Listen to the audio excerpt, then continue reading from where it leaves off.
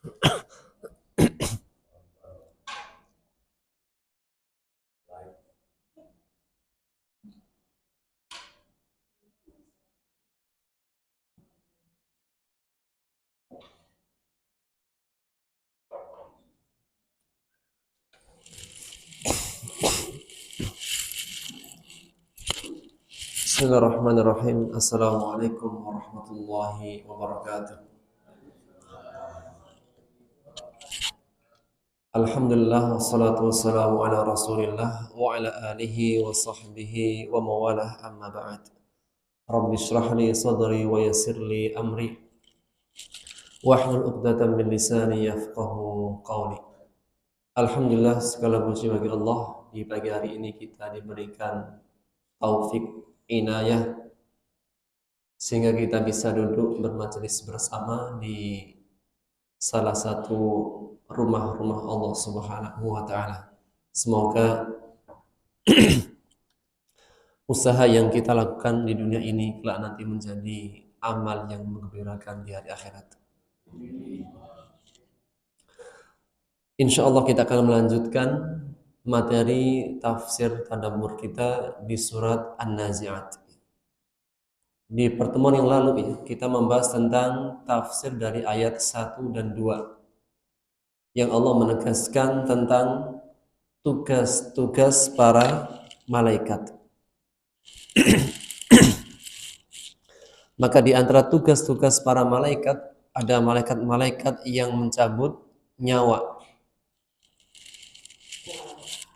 Dan dalam Al-Qur'anul Karim disebutkan bahwasanya yang mewafatkan Allah Subhanahu wa taala, yang mewafatkan juga malaikat maut, yang mewafatkan juga adalah para malaikat.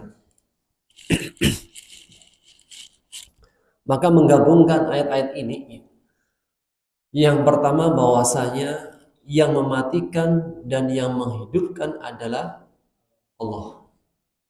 Kemudian yang mencabut nyawa adalah malaikat maut. Setelah dicabut selesai, kemudian ruhnya dibawa oleh para rombongan para malaikat. Inilah menggabungkan beberapa ayat dari ayat-ayat Al-Qur'anul Karim.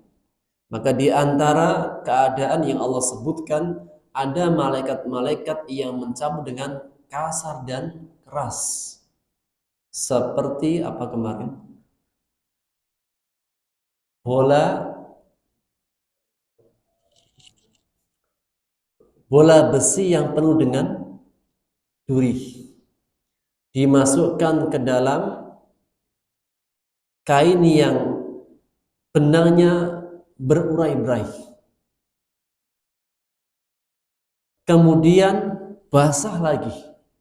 Ketika ditarik maka sangat susah dan keras. Maka untuk mengeluarkan bola duri dari kain yang berurai-urai benangnya basah, ini butuh tarikan yang sangat keras dan kasar. Dan di antara malaikat-malaikat ada yang mencabut dengan lembut. Malaikat maut mencabut dengan lembut perlahan, seperti lembut dan perlahannya air ketika keluar dari mulut kendi. Kalau kita punya kendi, kita menuangkan air, bagaimana Pak? Keluarnya air dari mulut kendi. Halus, lembut, mudah. Itulah roh-rohnya orang-orang beriman. Kemudian setelah menegaskan wasabihati sabha. Di antara tugas para malaikat adalah mereka turun ke langit dengan cepat. Ada malaikat-malaikat yang dari langit turun ke bumi.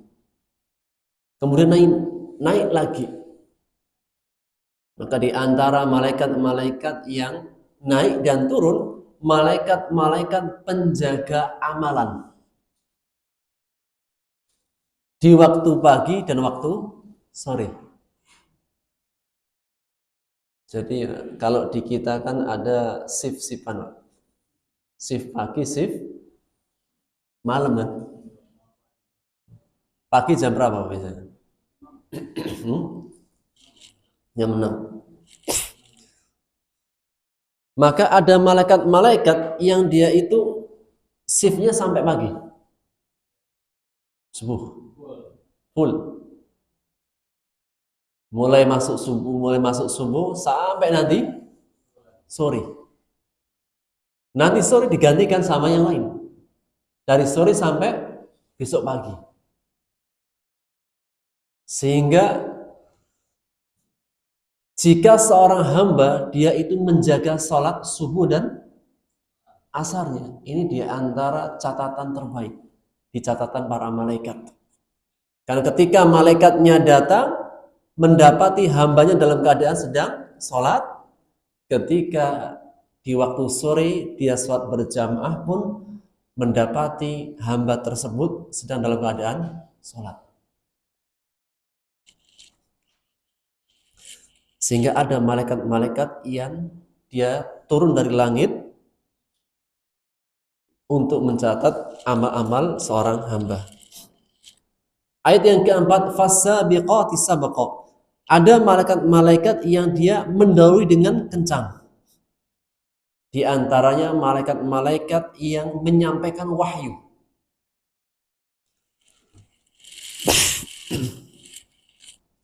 Ada malaikat-malaikat Allah yang tugasnya menyampaikan wahyu. Di antaranya malaikat siapa yang menyampaikan wahyu? Jibril. Dan Jibril itu tidak sendirian.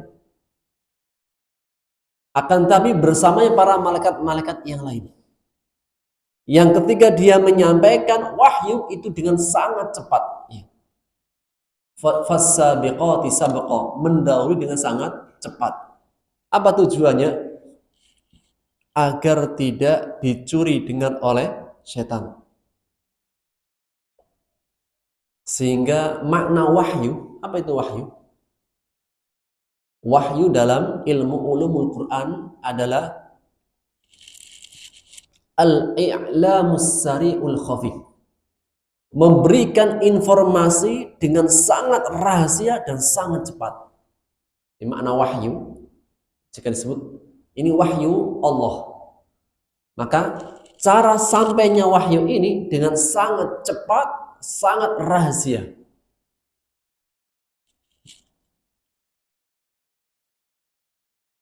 Dan wahyu Allah berikan kepada para nabi dan rasul.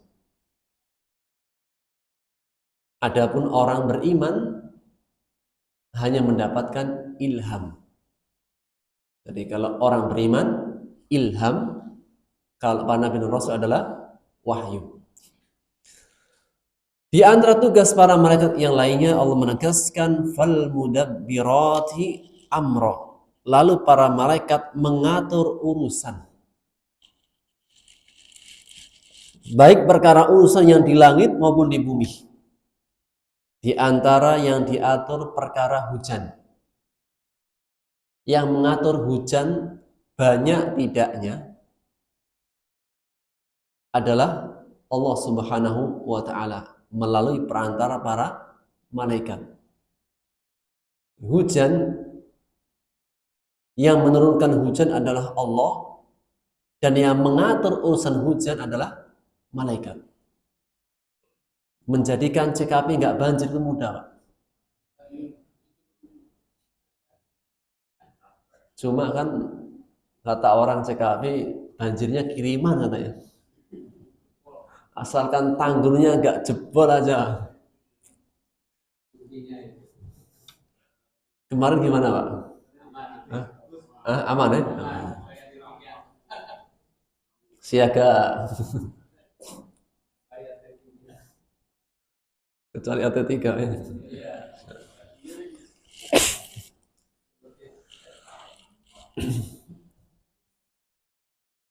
Sehingga perkara hujan ini juga dalam perkara hujan ada pelajarannya. Hujan jika cukup itu memberikan kenyamanan. Namun jika berlebih Itu yang bikin deg-degan. Maka segala sesuatu kalau cukup itu enak. Tapi kalau berlebih enggak.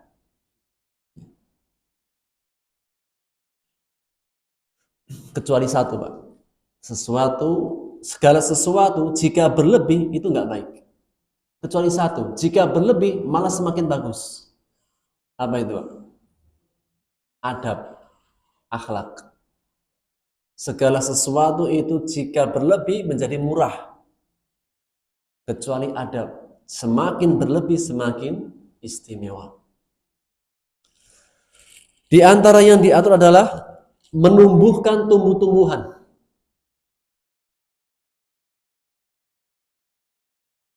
Kita sebagai manusia itu hanya sebatas menaruh benih. Adapun yang menumbuhkan tumbuhan adalah Allah Subhanahu wa taala. Ikhtiar kita itu hanya menaruh benih saja. Yang mengembangkan, yang menumbuhkan adalah hak Allah Subhanahu wa taala. Wal asjar, dan juga pepohonan, wal riyah, angin-angin, wal bihar, lautan, wal ajinnah, janin-janin, wal hayawanat, hewan-hewan, wal jannatu wan nar, urusan surga dan neraka juga menjadi urusan para malaikat dengan izin Allah. Setelah Allah bersumpah dengan malaikat-malaikatnya, demi malaikat yang mencabut nyawa dengan keras, demi malaikat yang mencabut nyawa dengan lemah lembut, demi malaikat yang turun dengan cepat, demi malaikat yang mendahului dengan sangat kencang, demi malaikat yang mengatur segala urusan. Setelah Allah bersumpah dengan malaikat-malaikatnya, Allah tegaskan, yauma tarjufur rajifah. Ingatlah pada hari bergoncang-goncangan. Dalam ilmu Quran, jika ada sumpah, pasti ada yang disumpahin. Jika ada sumpah, ada yang disumpahin. Contoh, Pak, kita mengatakan demi Allah, pasti apa? Ada sesuatu yang disumpahin. Demi Allah, kemarin ketika hujan CKP aman. Itu apa? Sumpah. Jika ada sumpah, ada yang disumpahin. Demikian juga dalam surah An-Nazi'at, ketika Allah bersumpah dengan malaikat-malaikatnya, Allah menegaskan, takutlah, ingatlah pada suatu hari saat bergoncang-goncangan, tatba'uha radifah, kemudian diikuti dengan tiupan sangkakala yang kedua. Maka ayat ini menegaskan bahwasanya terjadi goncangan dari tiupan sangkakala berapa kali? 2 kali. 1 kali kehancuran, yaitu tugasnya malaikat Israfil. Tiupan sangkakala yang pertama kehancuran, tiupan sangkakala kedua adalah kebangkitan. Dan ketika dibangkitkan, Allah sebutkan keadaannya, Pak. Qulubu yauma idzi wajifah. Hati-hati manusia pada hari itu wajifah, ketakutan. Wajifah, sangat takut. Kita bisa bayangkan, Pak. Ketika Aisyah, dia bertanya kepada Rasulullah SAW ketika beliau mengatakan, kelak kalian akan dibangkitkan dalam keadaan hufatun uratun gurlan. Kelak kalian akan dibangkitkan dalam keadaan tidak bersandal dan telanjang. Dibangkitkan gak ada yang pakai baju, gak ada yang sandalan, Pak. Kira-kira, Pak, gimana? Semuanya telanjang, laki-lakinya telanjang, perempuan telanjang. Kata Aisyah, apa enggak saling lihat ya Rasulullah, laki-laki dan perempuan? Maka Rasul mengatakan, al-amru a'dhamu min dalik.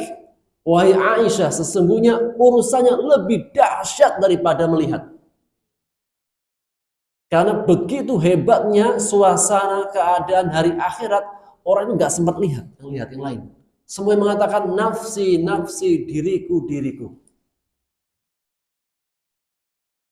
Ya, kita bisa bayangkan ketika terjadi gempa, itu semua yang pada lari.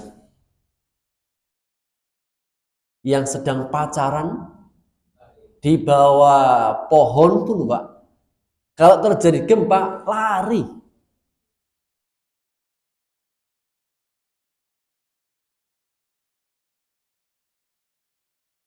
Bahkan seorang ibu yang sedang menyusui langsung melemparkan.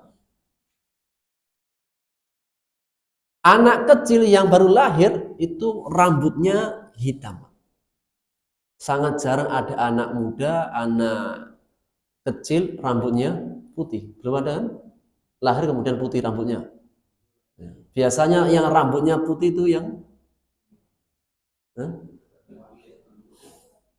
yang boleh pun merah dulu, Pak. Biasanya yang rambutnya putih yang muda apa yang tua, Bu? Jadi kalau sudah rambutnya putih, tandanya sudah wah. Tapi sekarang banyak, Pak. Masih muda tapi sudah putih. Dan biasanya orang yang rambutnya putih, yang rambutnya sudah putih, kenapa, Bu? Orang itu punya rambut putih, masih muda, sudah rambutnya putih. Kenapa biasanya? Stres, banyak pikiran. Biasanya yang lebih cepat rambutnya putih, ibu-ibu atau bapak-bapak?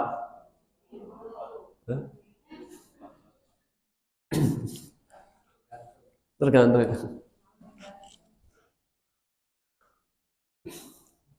Ya, tidak harus stres, ya. Dan orang bilang karena sampo, sampo. Atau yang lain. Tapi saya punya jamaah, Pak. Saya punya jamaah itu apa? Semua keluarganya rambutnya hitam, meskipun sudah tua. Karena keturunan. Jadi meskipun apa? Sudah tua, rambutnya masih hitam. Paling ada tapi satu dua. Dan Rasulullah Shallallahu Alaihi Wasallam pun itu beruban, tapi nggak banyak, hanya beberapa hitungan saja. Ditanya hitungan jari. Maka pada hari kiamat ketika terjadi, anak kecil langsung beruban. Allah mengatakan dalam surat Al-Muzammil, Yauma yaj'al wildana syibah.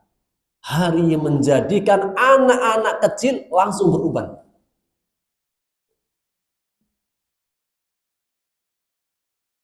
Orang yang sedang menyusui langsung melemparkan bayinya. Orang yang sedang mengandung langsung keguguran. Dan engkau melihat manusia semuanya pada sempoyongan seperti kayak orang mabuk. Mereka tidak mabuk karena minum khamr, tapi karena dahsyatnya hari akhirat. Qulubu yawma idin wajifah. Hati-hati semua manusia pada hari itu sangat ketakutan. Absaruha khasyi'ah. Pandangannya tunduk takut.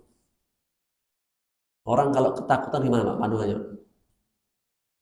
Orang kalau ketakutan penglihatannya seperti apa? Kayak kosong. Orang kalau takut kan kosong. Yaquluna inna lamarduduna fil hafirah. Mereka dulunya mengatakan, apakah kami akan dikembalikan dalam keadaan semula? Jadi di antara manusia ada yang punya keyakinan. Ketika di dunianya mereka dulu mengatakan, apakah mungkin kami akan dihidupkan kembali lagi? Ada nggak, Pak, di antara manusia itu yang sampai saat ini nggak yakin dengan adanya hari kebangkitan? Ada. Ateis, orang-orang musyrik, orang-orang kafir yang nggak punya agama. Mereka mengatakan, "Aida kunna 'idhaman nakhirah." Gimana caranya Allah menghidupkan ketika kami sudah menjadi tulang belulang yang hancur? Ini dalil mereka. Alasan mereka tidak meyakini adanya hari kebangkitan karena gimana caranya? Kalau sudah mati sudah ratusan tahun jadi tanah. Qalu tilka idan karratun khasirah. Mereka berkata, seandainya benar nanti ada hari kebangkitan, itu merugikan. Tentunya merugikan bagi siapa? Orang yang tidak beriman, yang tidak melakukan persiapan. Maka Allah mengatakan, hari kebangkitan fa innama hiya zajratu wahidah. Hari kebangkitan itu hanya sekali teriakan, sekali tiupan sangkakala yang kedua. Sekali ditiup pret oleh malaikat Israfil, fa idahum bisahira. Tiba-tiba mereka muncul di permukaan. Jadi kalau di dunia, kita nih di dunia, untuk menjadi orang dewasa itu kan melewati proses. Apa prosesnya? Dalam kandungan dulu 9 bulan, kemudian dilahirkan bayi dulu, kemudian remaja, kemudian sampai dewasa. Itu proses di dunia. Tapi kalau di akhir enggak. Ketika ditiup sangkakala yang kedua hari kebangkitan, mereka semuanya langsung muncul di permukaan dalam keadaan dewasa. Jadi proses bayi remaja itu hanya dalam kehidupan dunia. Kalau di akhirat enggak ada lagi proses bapak sama anak kecil, enggak, langsung dewasa semuanya. Akan dibangkitkan keadaannya seperti bapaknya, yaitu Nabi Adam alaihissalam. Tingginya, besarnya, semuanya seperti Nabi Adam alaihissalam. Karena manusia itu semakin besar apa semakin kecil, Pak? Manusia semakin besar apa semakin kecil? Kecil. Karena Rasulullah SAW bersabda, kelak kalian akan dibangkitkan keadaannya seperti bapak kalian. Tingginya saya lupa, 60 atau 70 dirok. Dirok itu hasta. 60 atau 70 dirok hasta. Lebarnya 7 hasta. Berapa sih? Berapa meter kira-kira? 30 meter ya. Makanya kan Pak, Nabi Adam itu banyak menjelajah bumi. Ada yang bertanya, gimana cara menjelajahnya? Wallahu a'lam bishawab. Mungkin apa? Karena besar. Jadi apa sekali melangkah itu apa? Jarak tempuhnya jauh. Ala kulli hal, kelak nanti kita dibangkitkan keadaan kita seperti bapak kita. Yang ketika dibangkitkan hanya sekali tiupan, langsung tiba-tiba muncul di permukaan. Ini kan kira-kira gimana, Pak? Lama di dalam kuburan langsung muncul hidup. Menegangkan, Pak? Sangat menegangkan.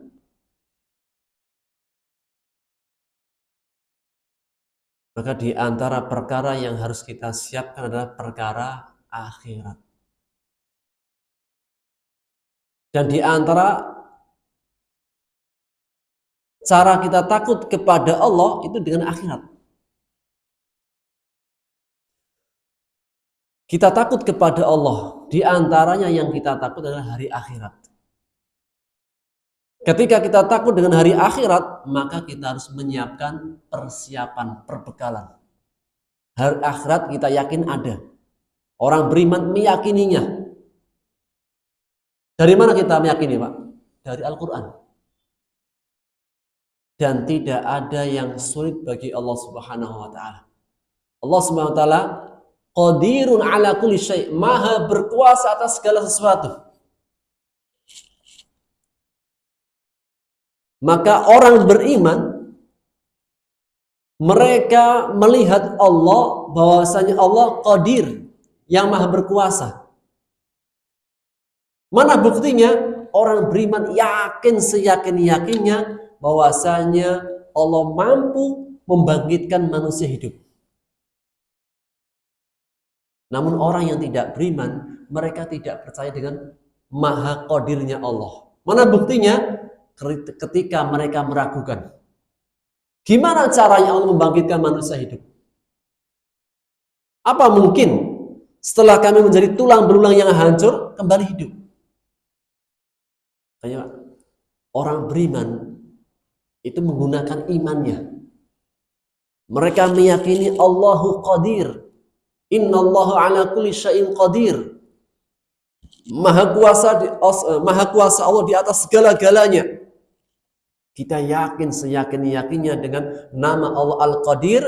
Di antaranya kita yakin bahwasanya mudah bagi Allah membangkitkan manusia hidup. Bahkan di ayat lain mengatakan, "Ma khalqukum wala ba'tsukum illa ka nafsin wahidah." Tidaklah menciptakan kalian dan membangkitkan kalian melainkan seperti satu jiwa. Kalau di dunia masing-masing dari kita lahirnya itu bareng-bareng apa masing-masing? Masing-masing. Bahkan yang kembar pun itu keluarnya bebarengan apa satu-satu, Pak? Satu-satu juga. Namun ketika hari kebangkitan semuanya sama. Seperti satu jiwa. Jadi ketika di hari kebangkitan itu nggak mungkin apa? Ada yang sudah bangkit, satunya masih di bawah. Enggak. Semua itu muncul di permukaan dalam satu waktu. Dan pertama kali yang dibangkitkan adalah Rasulullah Sallallahu Alaihi Wasallam. Dan langsung yang dicari adalah ummati, umatku ya Allah. Kalau kita, Pak, andai kata kita pertama kalinya bangkit, yang dicari apa? Masing-masing yang dicari kan? Kayak kita bangun tidur lah gitu. Kalau kita bangun tidur, apa yang dicari pertama kali, Bu? Bu, suami-suami kita nih, Bu. Ketika pertama kali bangun itu yang dicari apa, Bu? Oh, HP. Ibu gak dicari ya? Itu baru di dunia, Bu. Itu baru di dunia, Bu. Apalagi di akhirat, Bu. Kita apa, Bu? Lupa gak, Bu, sama Ibu? Nafsi, nafsi, diriku, diriku ya Allah. Masing-masing itu nafsi, nafsi, diriku, diriku ya Allah.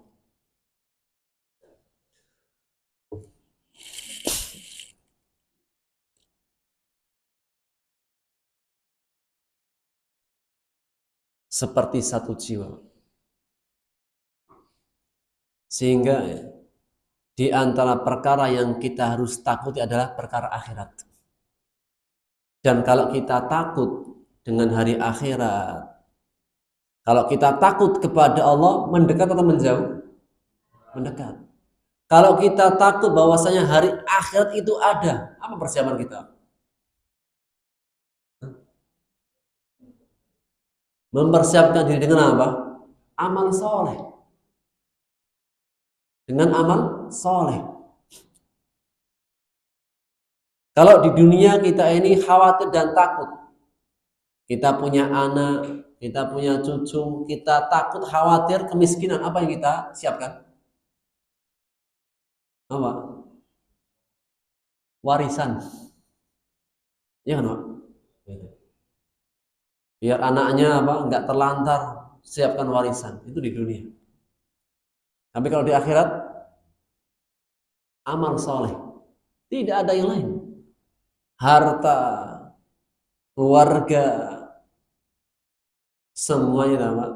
Akan dipertanggungjawabkan. Hanyalah yang bermanfaat adalah amal solehnya. Makanya kalau beritanya, mau kemana Pak? Ke masjid. Cari bekal. Bekal apa? Hah? Kalau ke pasar kan cari bekal. Bekal gitu. Bekal untuk apa? Hidup. Kalau ke masjid, cari bekal untuk apa? Hah? Untuk akhirat, untuk mati gitu. Pak mau kemana Pak? Ke masjid. Ngapain? Cari bekal.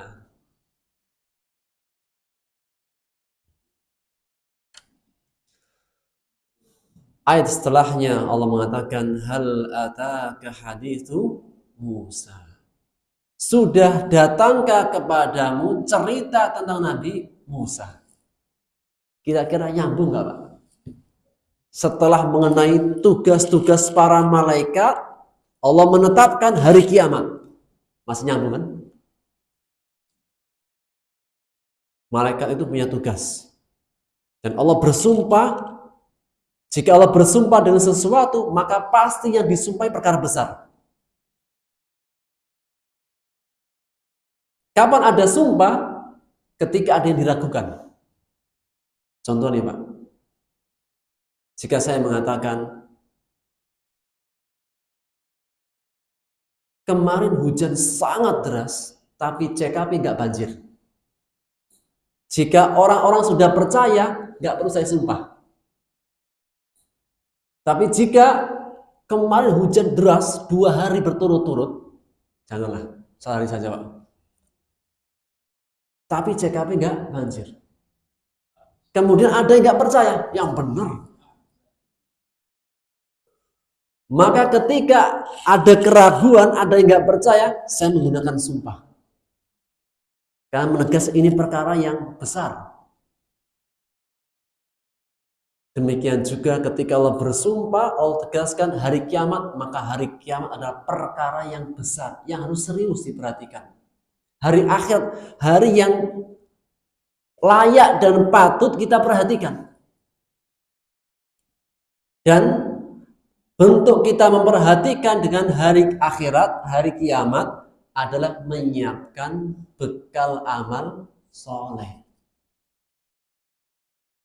Kalau hanya tahu tentang hari kiamat sebatas pengetahuan, kemudian tidak disiapkan dengan bekal amal soleh, ini berarti dia nggak paham tujuannya.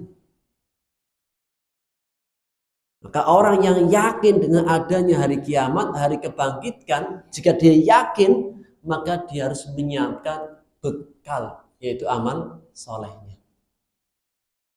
Setelah berbicara mengenai hari kiamat, di mana Allah kembalikan hidup kembali lagi, kemudian mata pada ketakutan, hati-hati ketakutan, dan Allah sebutkan itu pengembalian yang merugikan bagi orang yang kafir, orang musyrik yang nggak percaya, nggak punya bekal. Dan keadaannya sekali tiup langsung muncul di permukaan.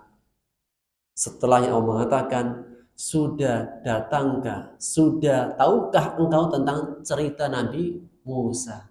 Nyambung nggak? Nyambung nggak Pak? Belum. Apa korelasi Pak antara hari kiamat dengan cerita Nabi Musa? Dan di banyak ayat ketika diceritakan tentang hari kiamat, setelahnya tentang cerita Nabi Musa. Apa korelasinya? Karena di zaman Nabi Musa alaihissalam banyak fenomena-fenomena seperti hari kiamat. Karena mukjizat Nabi Musa itu seperti hari kiamat. Suasananya Pak. Dan Nabi Musa alaihissalam, Nabi yang paling sering diceritakan dalam Quran. Tidak semua Nabi dan Rasul itu diceritakan kisahnya dalam Quran. Ada yang diceritakan, ada yang tidak. Ada yang diceritakan hanya simpel dan singkat. Ada yang diceritakan dengan sangat detail, panjang lebar. Seperti Nabi Musa. Kenapa?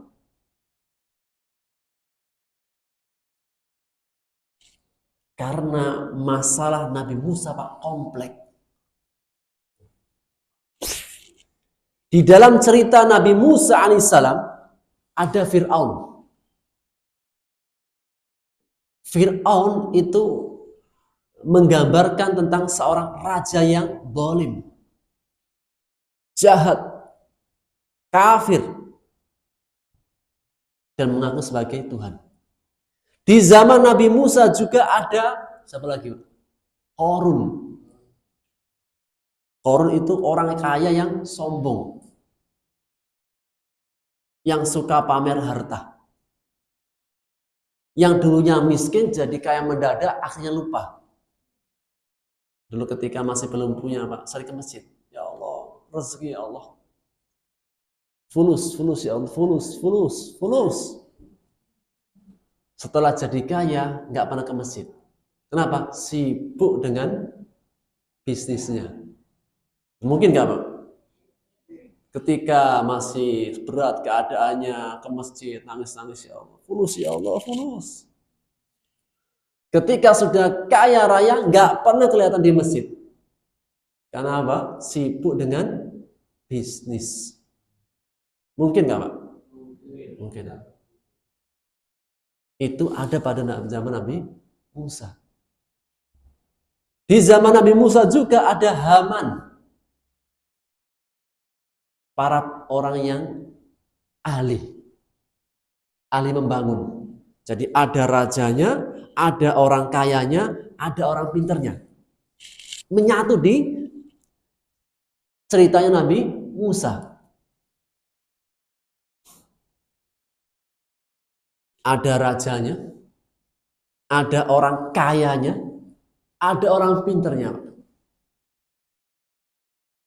Yang keempat, ada orang alim ulamanya tapi membelot. Jadi itu terjadi di zaman Nabi Musa. Kalau raja diwakili siapa? Fir'aun. Orang kaya diwakili siapa? Qarun. Orang pinter membangun siapa? Haman yang buat piramid.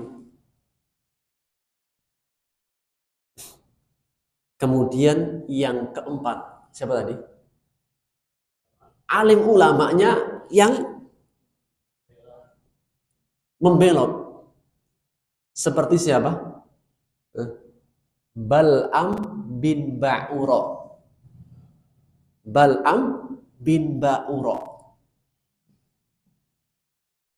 Kenapa? Asing ya namanya. Cari di Google nanti ya. Kisah Bal'am bin Ba'ura muncul nanti. Orang yang alim awalnya. Tapi di akhirnya dia justru yang menantang Nabi Musa. Jadi apa? Jangan heran. Sudah ada apa? Dalam kisah Nabi Musa. Lengkap dalam kehidupan.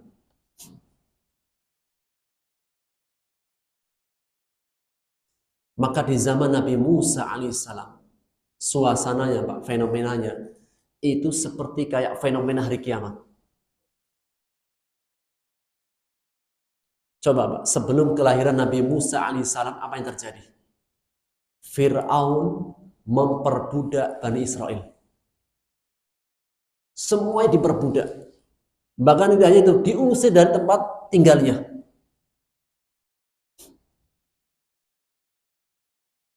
Tidak hanya setahun 2 tahun, puluhan tahun. Sampai akhirnya Allah ingin memberikan kemenangan kepada Bani Israel. Apa? Dilahirkan bayi. Dan itu pun awalnya Fir'aun bermimpi. Apa mimpinya? Dia bermimpi tiba-tiba ada api di tengah-tengah pemukiman Bani Israel. Yang api ini keluar kemudian membakar. Dan dia menuju istananya Fir'aun. Maka Fir'aun itu bertanya-tanya kepada ahli sihirnya. Wahai para tukang sihir, ini apa mimpi ini? Karena berulang kali. Hari pertama, malam kedua, ketiga, dan seterusnya. Maka tukang sihirnya menyimpulkan, wah, kekuasaanmu tidak lama lagi Fir'aun. Dan Fir'aun itu bukan nama, tapi apa? Itu apa? Julukan raja yang berkuasa. Maka Fir'aun langsung membuat peraturan, setiap bayi mulai tahun ini yang lahir laki-laki harus disembelih. Dan cara menyembelihnya dengan dimutilasi, agar para perempuan, ibu-ibu trauma untuk punya anak laki-laki. Itulah firman Allah. Yasumunakum su'al adab yudabbihuna abna'akum wa yastahyuna nisa'ahum. Fir'aun dengan bala tentaranya menimpakan kepada kalian wahai Bani Israel dengan seburuk-buruknya siksa. Apa siksanya? Mereka membunuh anak laki-laki kalian dan membiarkan hidup anak perempuan-perempuan kalian. Wa fi dzalikum bala'un min rabbikum 'adzim. Dalam hal itu ujian yang berat. Setiap ada yang lahir laki-laki, bunuh. Bukan dibunuh, disembelih, dimutilasi. Sampai akhirnya apa? Ummu Musa, ibundanya Nabi Musa melahirkan seorang anak laki-laki. Langsung ketakutan. Maka perintah Allah, fa'alqihi fil yam, hanyutkan ke dalam sungai. Wala takhafi wala tahzani, jangan takut, jangan sedih hati.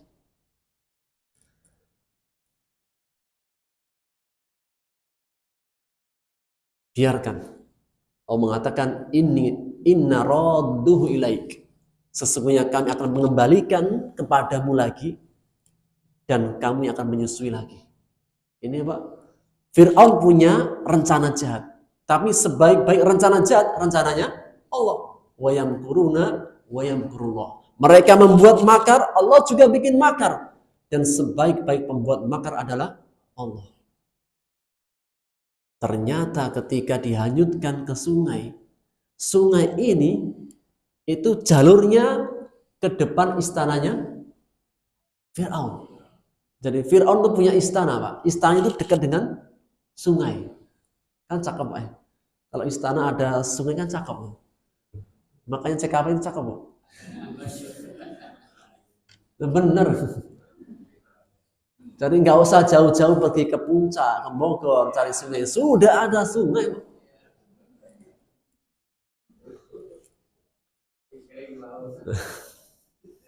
Kan estetis apa? Indah sungai. Ketika dihanyutkan, sampailah di depan istananya Fir'aun. Dan Fir'aun itu punya pelayan-pelayan yang mungkin mandi di sungai atau main di sungai. Ternyata ada peti.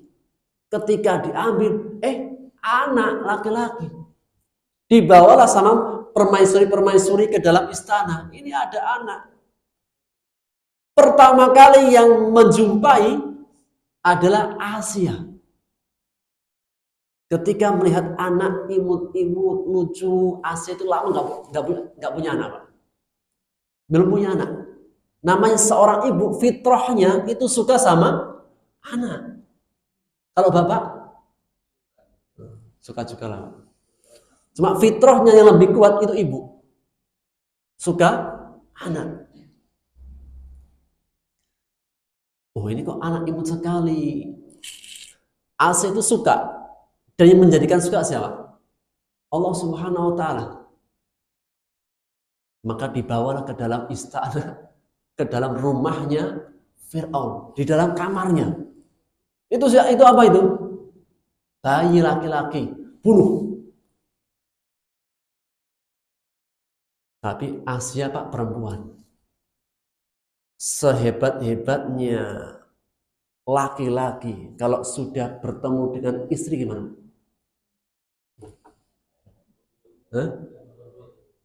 Sekereng-kerengnya,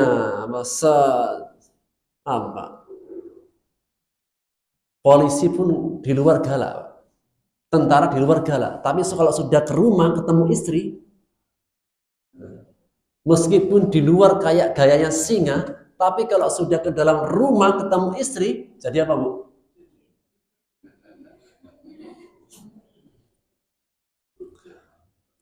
Sama, Pak. Ustadz pun bisa ceramah ketika di luar. Kalau sudah di rumah, sama, Pak.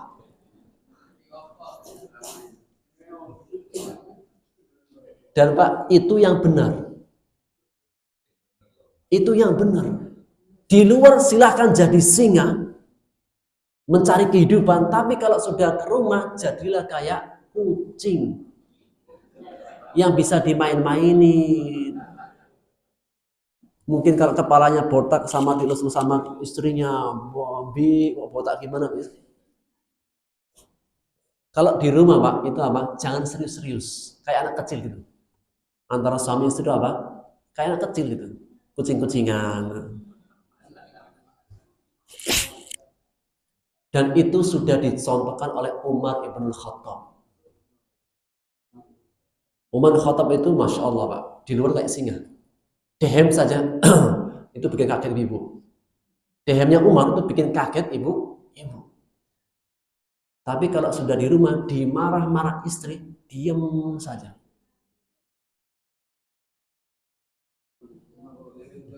Ketika ditanya, wahai Umar, kenapa engkau tidak membalas? Dehemmu saja bikin kaget orang. Dia punya hak marah atas saya. Kenapa? Dia sudah yang masakkanku. Ketika aku sakit, dia yang merawatku. Ketika aku punya anak, dialah yang pertama kali berkorban. Dia punya hak.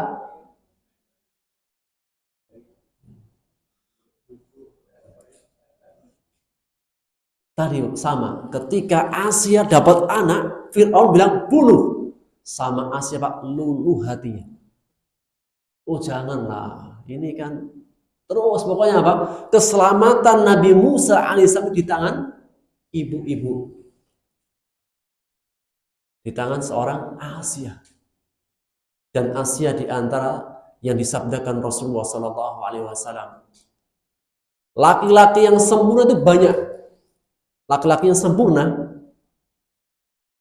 itu banyak, Pak. Tapi perempuan yang sempurna hanya beberapa. Di antaranya Maryam, Asia, Khadijah, Fatimah, dan Aisyah. Itu pun sempurnanya nggak sempurna full, tapi sempurna dalam bidangnya masing-masing. Maka sempurnanya Asia menaklukkan hatinya Fir'aun. Tidak ada yang berani sama Fir'aun.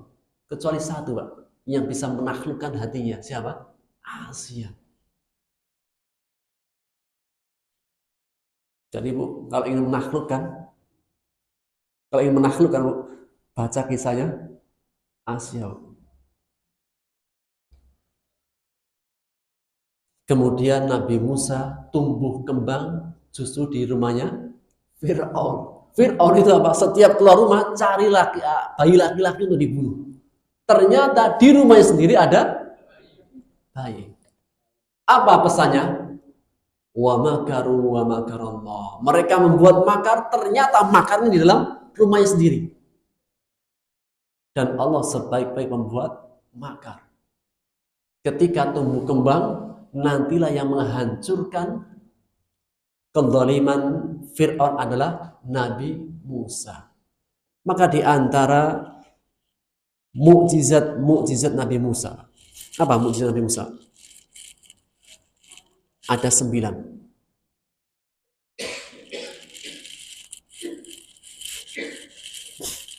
Allah sebutkan dalam surat Fussilat, Al-A'raf ayat 133.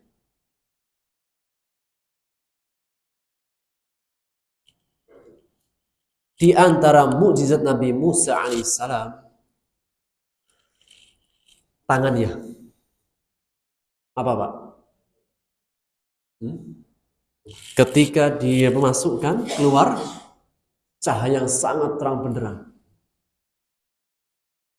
Ini kan apa? Fenomena yang aneh. tangannya keluar cahaya sebagai mukjizat. Yang kedua, tongkat.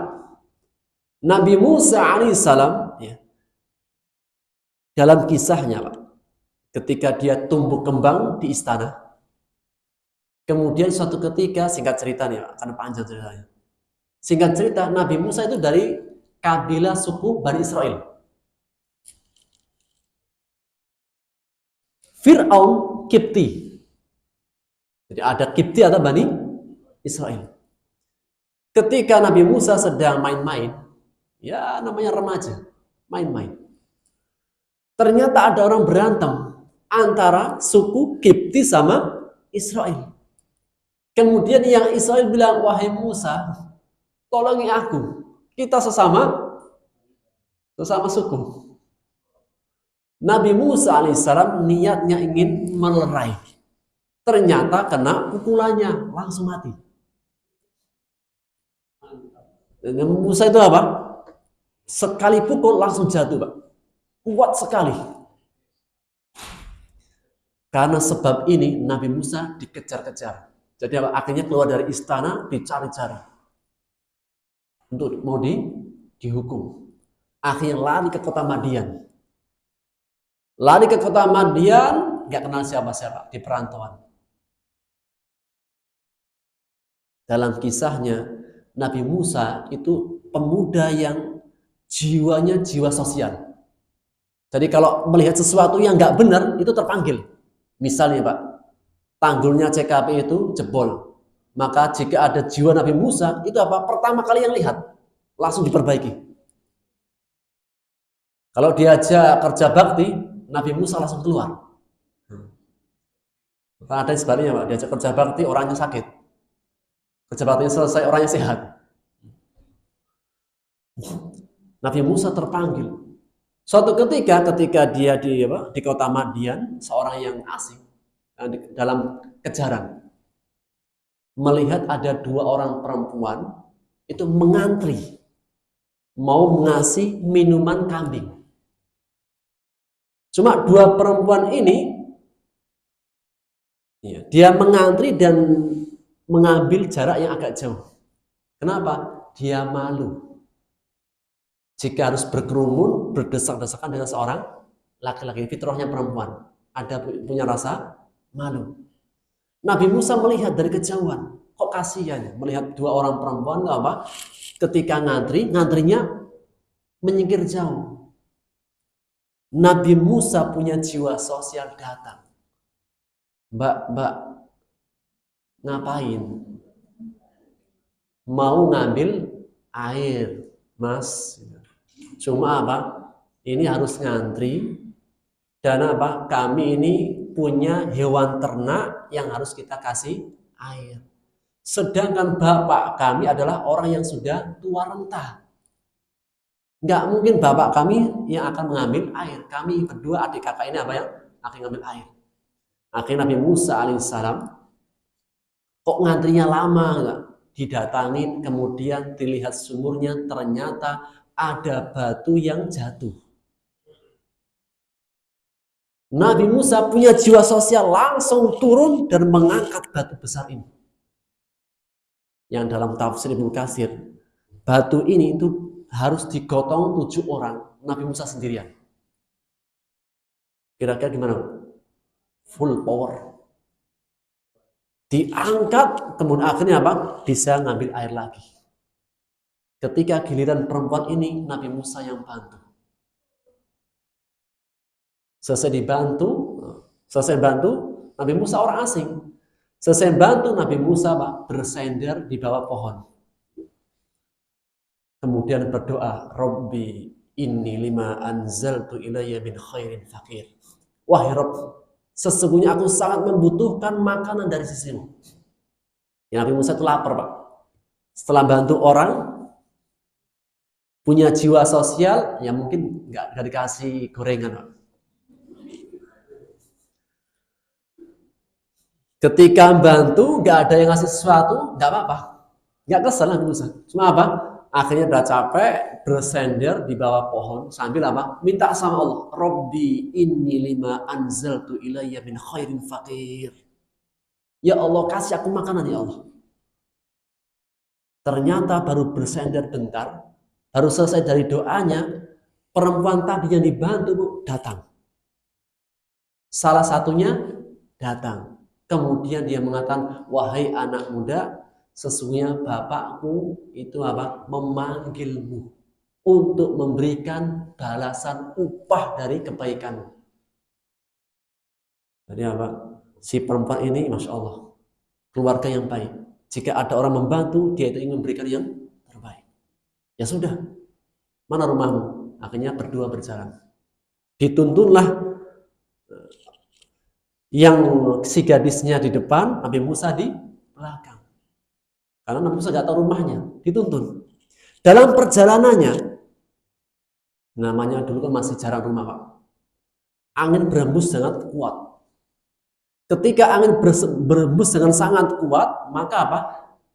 Tersingkap, apa istilahnya Pak? Baju dan apa istilahnya? Kerudungnya gitu, membentuk tubuhnya. Nabi Musa langsung memalingkan pandangannya.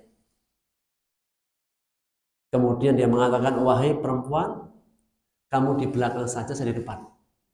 Kenapa? Saya khawatir dengan mata saya. Maka perempuan ini semakin kesengsem.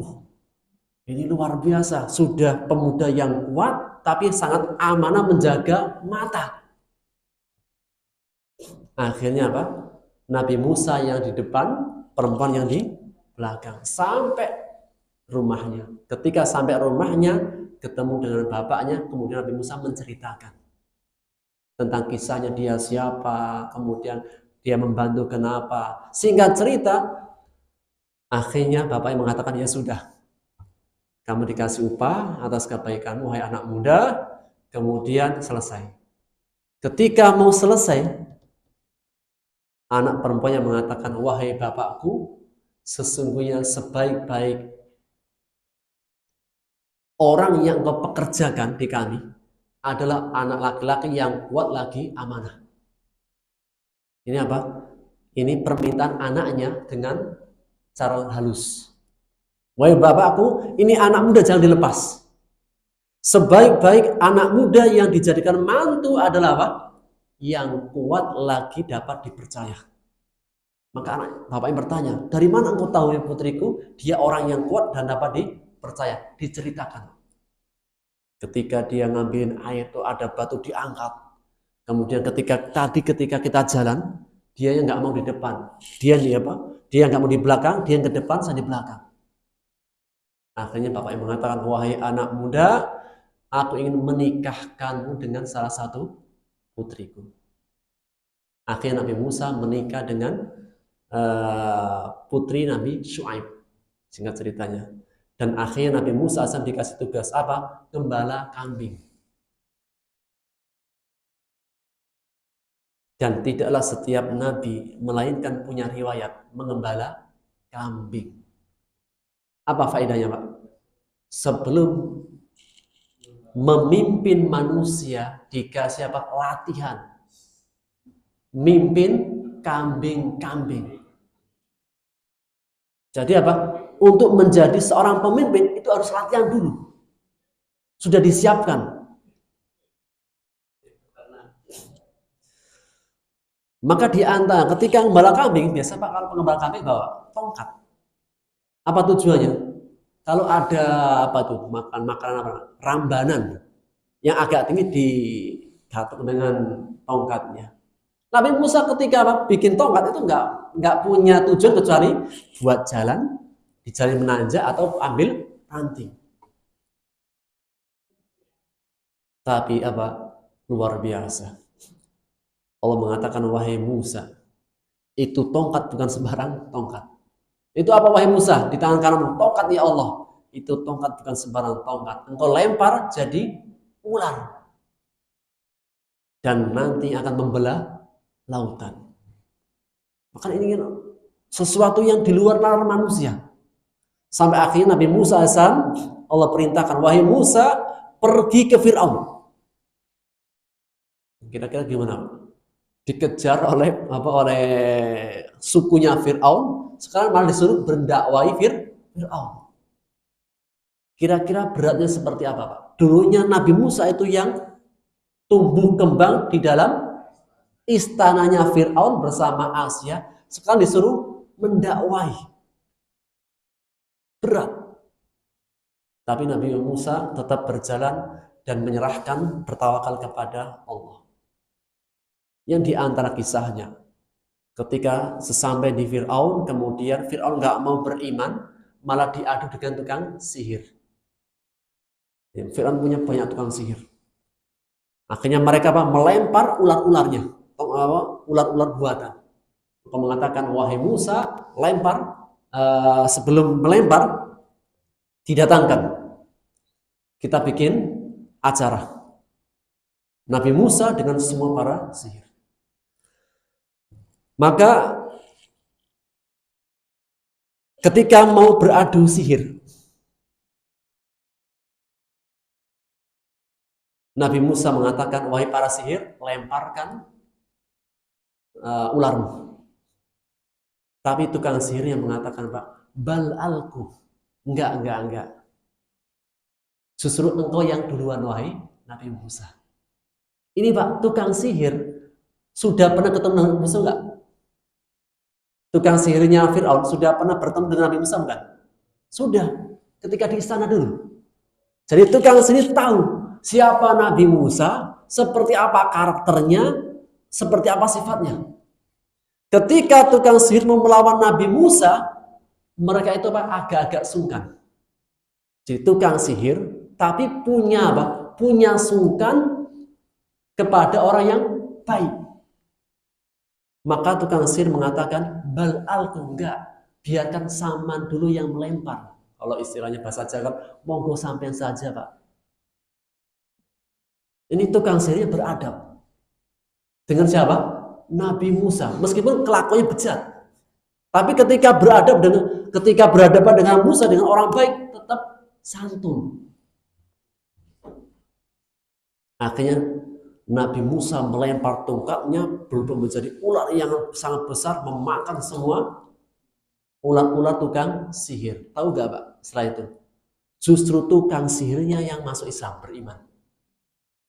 Di antara sebab, kata para mufasir, kenapa Allah memberikan petunjuk kepada tukang sihir? Karena santun terhadap Nabi Musa. Allah itu maha sayang, maha membalas kebaikan dengan kebaikan. Tidaklah ada orang bejat, santun saja kepada orang baik, Allah jadikan berikan hidayah. Kan siapa yang bisa memberikan hidayah? Allah. Kenapa Allah memberikan hidayah kepada tukang sihir, kepada yang lain? Karena apa? Ada sebab yang dituju.